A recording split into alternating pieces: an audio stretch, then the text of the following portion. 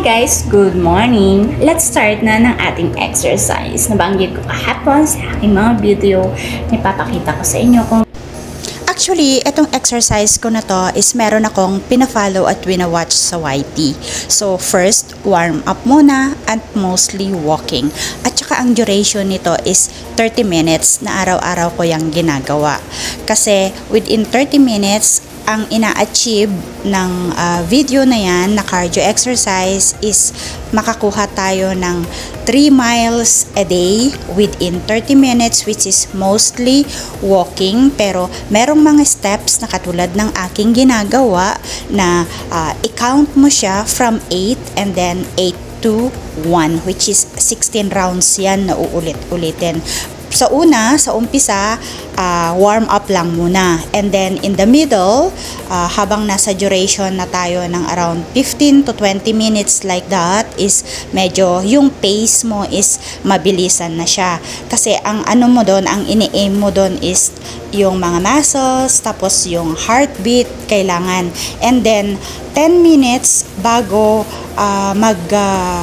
and yung music, which is 30 minutes na i-consume mo, is slow pace naman siya para ma-stabilize mo ulit yung heartbeat, which is mapifeel mo talaga siya na magsusweat ka, kaya enjoy na enjoy ako dyan. Syempre, short video lang yung aking ipinakita sa inyo kasi masyado nang mahaba yung 30 minutes. Kung gusto nyo naman ng mahaba within 30 minutes, pumunta na lang kayo sa aking YT channel. Again, thank you for always watching sa aking mga video.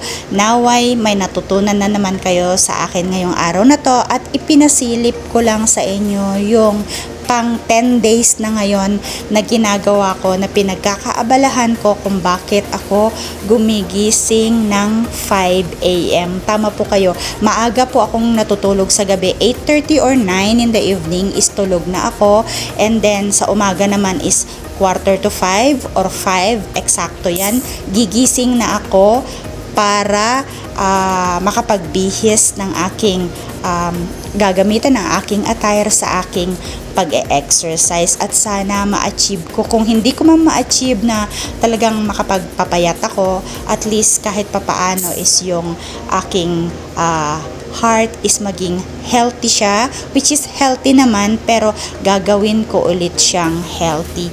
Again, thank you so much. Naway hindi kayong magsasawang manood sa aking mga video. Love, love, love. COFW, ma'am nyo na naman po ito, Lisa. Ugaliin po nating magdasal palagi sa poong may kapal, lalong-lalo na ang mga OFW na katulad ko, katulad ng aking sinasabi palagi sa aking mga video. Maraming paraan at maraming bagay tayong magagawa para malibang ang ating sarili. Pero naway yung mga paraan at mga bagay na yon is sa ating ikabubuti at ikabubuti rin ng ating mga pamilya. Alagaan po natin ang ating mga sarili kasi tayo lang, sarili lang natin ang ating karamay dito sa ibang bansa. Wala na pong iba.